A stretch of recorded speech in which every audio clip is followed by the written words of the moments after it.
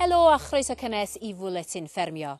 Ar y rhaglen heddiw, mi fyddan ni'n edrych ar ymgyrch newydd yn y Gogledd-ddwyrain, sydd yn tynnu sylw at y problemau all godi pan nad oes na arwydd clir gyda enw'r tŷ neu fferm arno.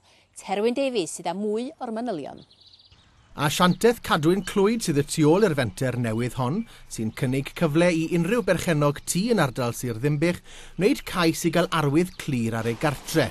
Mae'n cael ei ariannu gan y cynulliad, ac mae'n reswm da dros yr ymgyrch. Wel, y syniad ydy I godi ymwybyddiaeth a'r trafferthion mae'r gwasanaethau brys yn cael yn Sir Ddinbych wledig I ffindio ffermwydd yn y wlad. Mae sat nafs yn digon da os ydych chi eisiau ffeindio rhywbeth yn ganol tref neu yn y ddinas, ond unwaith ydych chi'n dod I ardaloedd gwledig, maen nhw'n mynd â chi i'r milltir agosach a dyn nhw'n gadael chi yna. Dyn nhw'n mynd â chi'n uniongyrchol at y ffarm. Broblem mae'r gwasanaethau brys yn gael ydy, mae yna lot o ffermwyr hefo placs llechi. Dio ddim yn hawdd I weld gyda'r nos pan ydych chi'n trio chwilio am rywle. Felly, dyn ni wedi gwneud standard sy'n fatha plat car ac mae o'n reflective, so yn y nos mae'n hawdd I weld. Ond hefyd, mae bobl mewn trefi'n cael signs ar diwedd y stryd gan y cyngor. Mae'n broblem yn y wlad, a da ni jyst yn trio ateb y broblem i'r ffermwyr. Os da ni safio un bywyd, mae'n o'n werth y pres.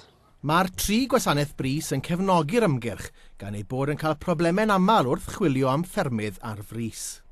Y problemau da ni'n weld yn y wlad ydy, pan da ni'n trio cyrraedd rhywun mewn argyfwng, ydy ffendio y cyfeiriad neu'r ffarm neu'r tŷ, pan dyn nhw heb wedi rhoi yr arwydd yn glir ar ochr y lôn, I ni gael gweld lle maen nhw. Un enghraifft ydy, mae ffarm dydwch efo enw Hafod Isaf, neu Hafod Ganol, neu Hafod Uchaf, a maen nhw gyd yn siario o'r un giat, ond weithiau mond Hafod Isaf fydd ar y giat, so mae'n anodd I ni weld yn union lle mae y cyfeiriad yma mewn argyfwng.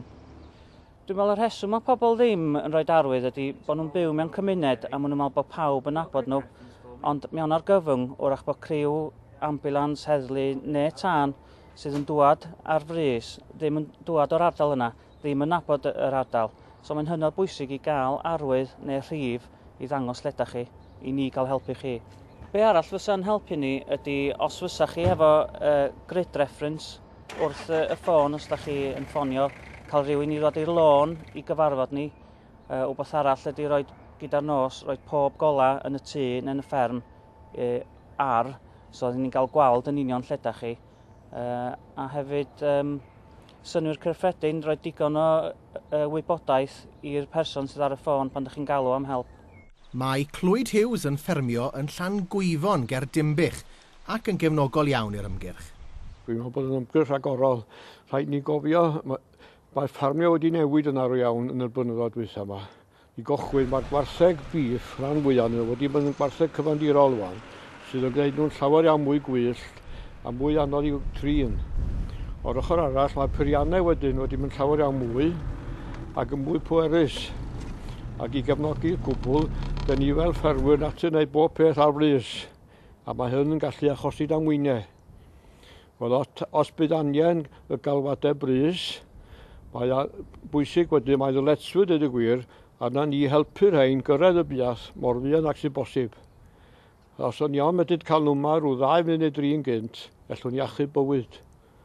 A hwnnw sy'n bwysig. Mai yn Nyffryn Clwyd mae'r ymgyrch hon ar droed, mae'n berthnasol I Gymru gyfan. Ac os nad oes ganddo chi arwydd i'r fferm ar waelod yr hewl, mae'n werth ystyried gosod un. Ac os oeddech chi'n byw yn ardal Sir Ddinbych, dyma sut I gofrestru I gael arwydd. Wel, I gael yr arwydd, rhaid iddyn nhw ffonio Cadwyn Clwyd ar 01824 755 852 a nhw'n I yrru ffurflen hollol syml allan iddyn nhw. Cwbl rhaid nhw'n wneud ydy rhoi enw cyfeiriad, enw'r ffarm ac yrru nôl I Cadwyn. Neu mewn amser, da ni'n meddwl wneud safle we a wedyn bydd nhw'n gallu downloadio ffurflen ac yrru hynny nôl I Cadwyn. A chibolwg nawr ar weddill y newyddion. Mae disgwyl I NFU Cymru y prynawn yma lansio manifesto ar gyfer etholiadau'r Senedd Ewropeaidd. Yn gynharach yn yr wythnos, bu arweinwyr yn debyr NFU o bob gwlad yn y Deyrnas Unedig draw ym Mrwsel i gyflwyno Manifesto Ffermi aelodau Senedd Ewrop cyn yr etholiadau seneddol ar Fehefin y Pedwerydd. Mae'r manifesto'n darbwyllio'r ymgeisiwr seneddol i frwydro am reolau syml ac ymarferol mwyn sicrhau dyfodol cynhyrchiol a chynaliadwy i amaethyddiaeth. Ac mae ffermwyr yng Ngogledd Powys yn cael eu hannog i fod yn ofalus wedi 60 o ddefed gael eu dwyn oddi ar dir mynydd yn ardal Llanfyllin. Mae Heddlu Dyfed Powys wedi cynghori ffermwyr i edrych ar eu hanifeiliaid mor aml ac sy'n bosib, i gloi gatiau ac i gofnodi rhifau unrhyw gerbydau sy'n tynnu trailer stoc, yn enwedig os ydyn nhw'n crwydro cefn gwlad yn hwyr yn y nos, neu'n edrych yn amheus.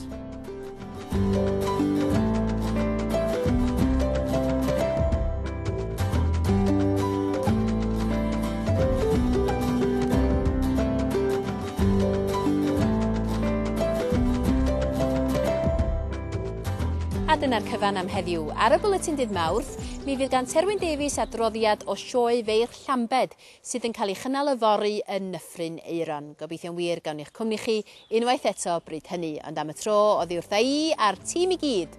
Hwyl i chi.